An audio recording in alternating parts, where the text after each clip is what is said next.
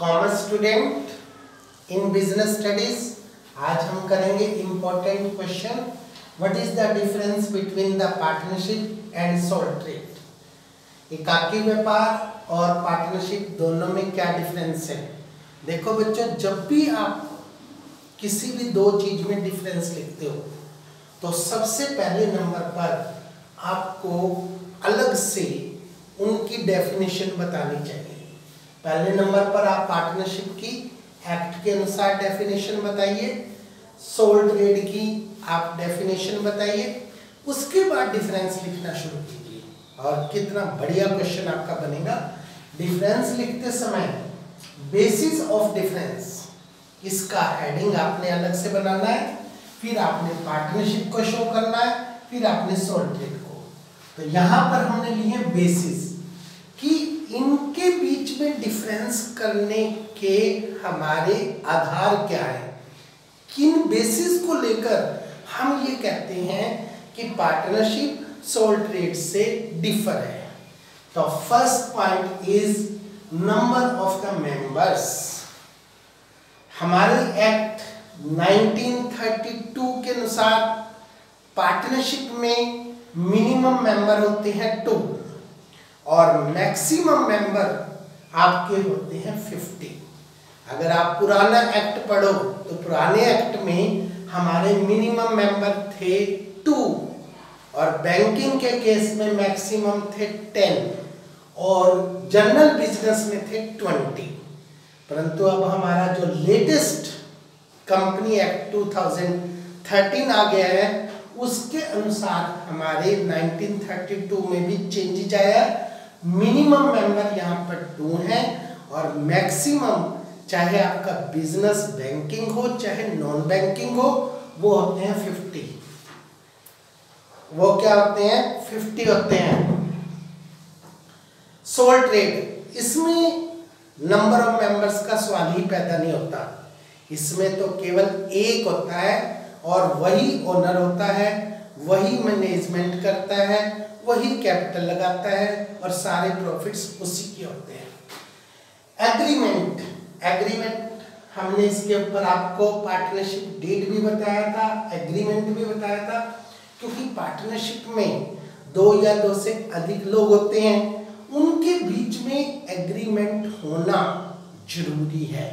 अब ये एग्रीमेंट हमारे एक्ट के अनुसार ओरल भी हो सकता है, रिटन में भी हो सकता है। परंतु अगर ओरल है, कल को पार्टनर्स में किसी भी प्रकार का डिस्प्यूट हो जाता है तो आप उसको एविडेंस के रूप में कहीं प्रूव नहीं कर सकती। और यदि आपके पास रिटन में है, सबके साइन है, तो आप कोर्ट में उसको प्रूव कर सकते हो। इसलिए एग्रीमेंट रिटन में होना चाहिए। इसमें एग्रीमेंट का सवाल ही पैदा नहीं होता। अकेला व्यक्ति है, वो किसके साथ एग्रीमेंट करेगा? सारी चीजों पर अकेले उसका ही अधिकार है। एक्ट, पार्टनरशिप में हमारा एक्ट एप्लीकेबल होता है 1932। उसके अंदर जो रूल्स एंड रेगुलेशंस है उसको पार्टनरशिप फर्म को फॉलो करना पड़ता है। अगर आप उसके अगेंस्ट काम करते हो तो आपकी फर्म डिसॉल्व हो जाएगी अकॉर्डिंग टू लॉ। इसमें कोई एक्ट एप्लीकेबल नहीं होता। इसके बाद प्रॉफिट एंड लॉस शेयरिंग, इसमें जितने भी पार्टनरशिप में प्रॉफिट्स होते हैं उन प्रॉफिट्स को पार्टनर्स में एक निश्चित रेशियो में डिवाइड करना कंपलसरी है। वो रेशियो पहले से आपको पार्टनरशिप डीड में डिफाइन करना पड़ेगा कि पार्टनर्स आने वाले समय में जो रिजल्ट आएगा at the end of year profits, उसको किस रेशियो में डिस्ट्रीब्यूट करेंगे। उसी रेशियो में प्रॉफिट डिस्ट्रीब्यूट होता है। इसमें इस प्रकार का रेशियो डिसाइड करने का कोई मीनिंग नहीं होता, क्योंकि सारे के सारे प्रॉफिट और लॉसेस पर केवल और केवल सोल ट्रेडर का अधिकार होता है। इसके बाद कैपिटल की बात करें तो पार्टनरशिप में कम से कम 2 हैं और मैक्सिमम 50 हैं, तो 50 लोग पैसे लगाएंगे तो कैपिटल क्या होगी? ज्यादा।